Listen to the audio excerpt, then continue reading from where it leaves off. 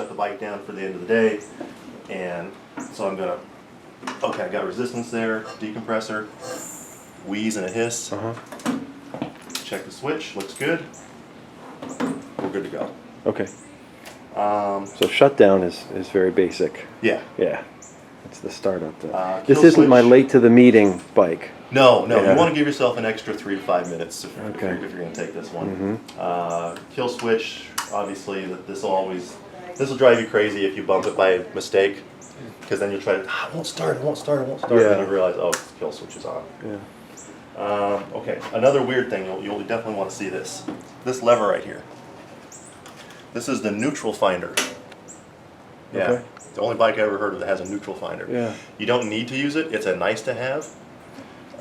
You'll see it's got, on the pointer it points to the different gears. Yeah. Obviously it doesn't do you any good while you're riding, but what that does is, if you're in any other gear, all you do, pull in clutch, stomp on the neutral finder, and it'll push it straight to neutral. From fourth, From any gear. any gear. Yep. That's nice. Yeah, so, again, I won't do it when we're sitting without moving, but yeah, clutch, jam on that with your heel, and Okay. it'll switch it to neutral. So do you use that at startup just to? I've never used it.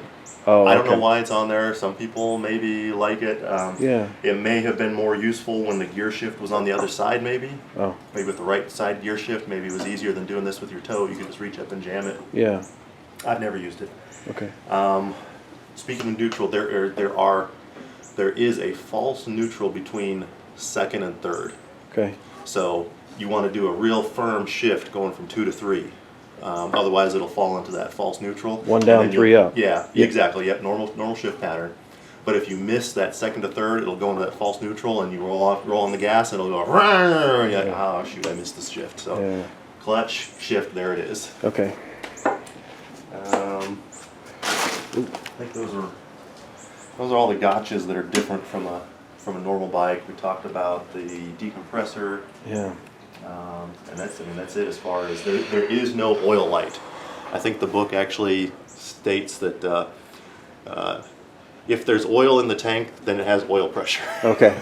Gotcha. There's no oil light. You've got high beam neutral, turn signal. But if there's loss of pressure for some reason, is there an engine temperature? Nope. Oh wow. Nope. Okay. So like I said, the book is very specific about it. If you got oil, you got pressure. Okay. Okay, fair enough. I guess it's a fairly simple mechanical oil pump. So. Does it burn? I mean, do you have to add very often? No, it doesn't hardly use any oils. Okay. The only times I've had to add oil is from wet sumping. Okay. You know, if I forget and let it sit. Now that being said, even if you set it TDC and it sits all winter for 3-4 months, you're going to have a cloud of smoke when you start it up. Yeah, sure. You know, okay. And I won't put it on the cement. I'll put it in the grass for that first start, just in case it Okay. spits oil out. That way I don't have to go clean up a mess on the cement. Yeah, that makes sense. Beautiful. Rubber looks good. Yeah. Shouldn't be any issues there. And, they're both tube tires, so even if you had a crack, it wouldn't damage anything. Are these the original ones? Mm-hmm. Okay. Yeah, it's just always been garaged. Okay. And with the high humidity down here, we don't have too much trouble with. Yeah, they with look dry good. rot. Okay.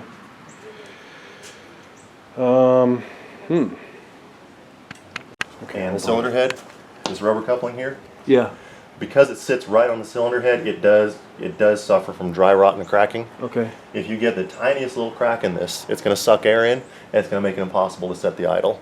Okay. So that's something you want to keep an eye on that might need replacing at some point. All right. It's got a new one on it, or a fairly new one on it now, so it's not a problem. But when I initially was having trouble with it, and I asked Pete about it online, and that's the one where he said, well, that's normal for an Enfield. That's why God gave you opposable thumbs, so you could roll the throttle at a stop sign. Okay. Now that being said, I got a fresh one and took care of it, and did some fine tuning on the carb that took care of it. Okay. But that's something to look out for. All right. If you start having problems where, man, I just can't get this thing to idle, I've messed with the mixture, I can't get it to idle correctly, you might want to look at that and replace it. It's a couple bucks. Okay. Wow. So